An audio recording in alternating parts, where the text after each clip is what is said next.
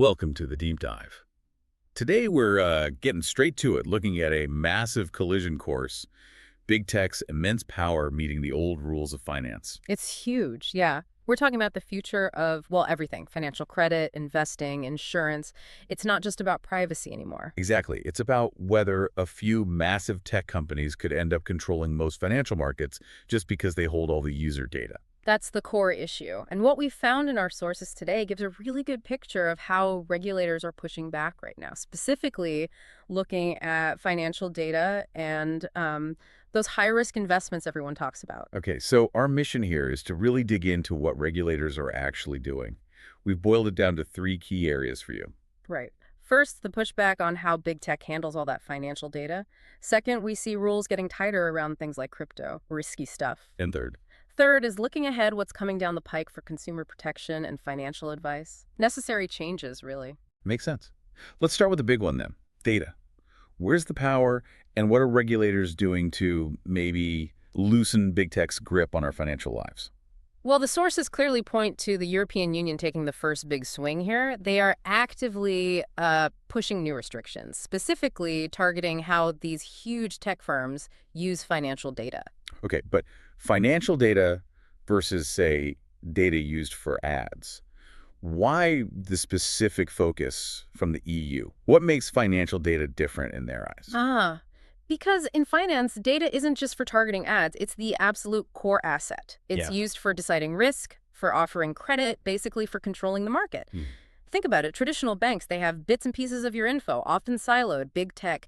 They potentially have this 360-degree view, what you buy, where you go, even how you feel, potentially, all in real time. That's a massive difference in perspective. It gives them this incredible structural advantage. If they control that whole data pipeline, they could potentially lock up lending, for example, make it very hard for anyone else to compete effectively. Right, this idea of regulatory parity, trying to make sure everyone plays by similar rules. But these tech giants are global, they're slippery. Can rules like this actually create parity when one side basically owns the digital roads? That's a million-dollar question, isn't it? And the regulators, they seem to know this. The sources suggest the key isn't an outright ban on collecting data. It's about mandating data portability. Portability, what does that mean in practice? It means forcing the tech firms, essentially, to let you take your financial history, your activity data, and give it to someone else, like a smaller bank or a fintech startup, in a format they can actually use easily. Ah, okay. That's the mechanism. It tries to democratize the data, the fuel for modern finance. So theoretically, others can compete without needing that huge infrastructure big tech has. So it's not stopping them collecting it, but stopping them from having exclusive use of it, preventing a monopoly on its utility. Precisely. And this isn't just the EU acting alone in a bubble. Across the channel, the UK, the sources specifically say they're watching closely what the EU does with these financial data rules. Watching closely. That's always interesting, diplomatic language. It acknowledges the issue, right? What do you think that tells us about where things might go between the UK and EU on this post-Brexit? Will they align? Despite everything. I think it suggests that, practical reality can sometimes override politics. These tech platforms, they don't care about the English channel. They operate across both markets seamlessly. True. So if the EU successfully puts these burdens or requirements on handling financial data, the UK might almost be forced to follow suit just to maintain effective control themselves. Otherwise, they risk becoming a sort of regulatory loophole. The path of least resistance for the tech firms. Exactly. So we might see this gradual alignment, not because they suddenly agree politically, but because regulating these massive borderless companies kind of forces their hand. What starts in Brussels could set a global standard. Okay, that sets things up nicely. So big tech has the data pipeline. What are they potentially pushing through it? Especially the risky stuff. This seems like a good bridge to our second point, tightening the net on high-risk investments. It is a natural link. So let's shift focus to the UK's main financial watchdog, the FCA, the Financial Conduct Authority. Our sources show they're really clamping down in two specific areas, making the rules much tougher for everyday consumers. All right, let's take the flashy one first. Crypto promotions. We've all seen it. Aggressive ads everywhere, social media, sports, celebrities telling you to buy. What exactly is the FCA doing to stop that? Yeah, this is where the detail in the sources gets interesting. The FCA isn't just putting out vague warnings anymore.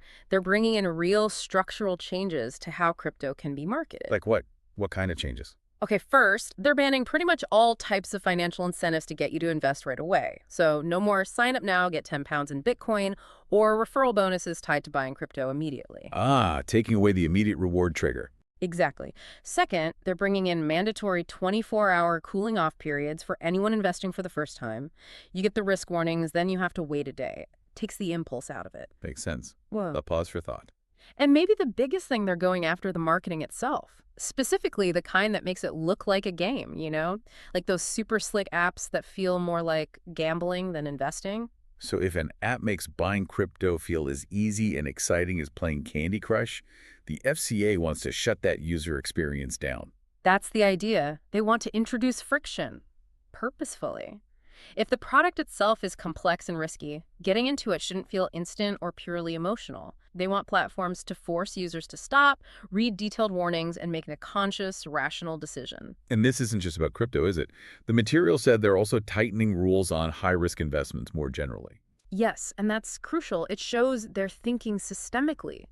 It's not only about Bitcoin or Dogecoin, it's about this broader pattern of everyday investors being pushed towards things they don't understand. Complex stuff like certain private equity deals or unregulated bonds, maybe. Things that might promise high returns but carry hidden risks, or are hard to sell if you need the money back. Precisely. The FCA's message seems to be, if you can't actually afford to lose this money, or if you don't truly get how you could lose it, then access needs to be restricted. The pathway shouldn't be wide open. So the takeaway for you, the listener, is pretty clear then. Yeah, expect to see those aggressive influencer-style ads for any kind of high-risk product just disappear. Yeah. Or change dramatically. It's a major shift in how finance gets marketed online. Okay, so clamping down on data misuse, clamping down on risky promotions. That leads us to the third area. No. Looking forward. If regulators are tackling the current problems, what are the expected solutions coming down the track to better protect users? Protection is the key word. The source material strongly suggests new rules are coming, focusing on two main things: beefing up consumer protection overall, and crucially, clarifying what counts as financial advice. Let's dig into consumer protection first.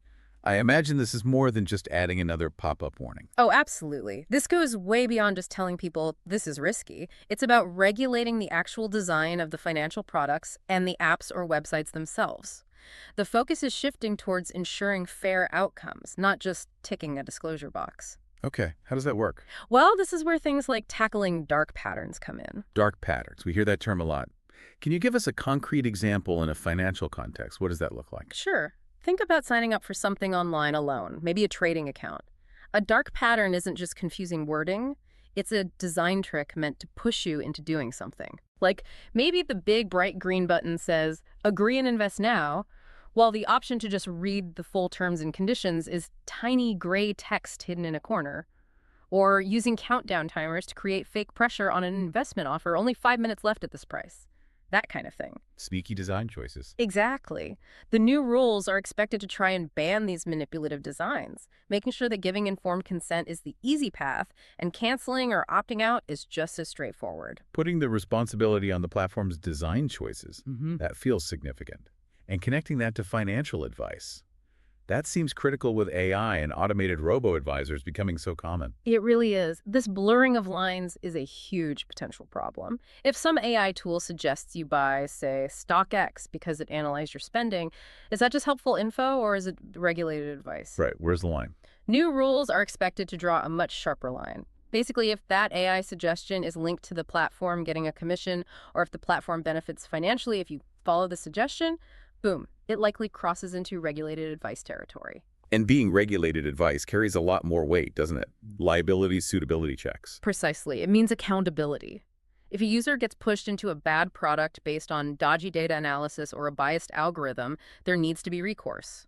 So expect higher standards for checking if a product is actually suitable for you, much more transparency about conflicts of interest, and clear legal lines about when automated help becomes formal advice. So the platform can't just say, oh, that was just the algorithm suggesting something, if they stood to profit from it. That's the goal. It's really a system-wide effort.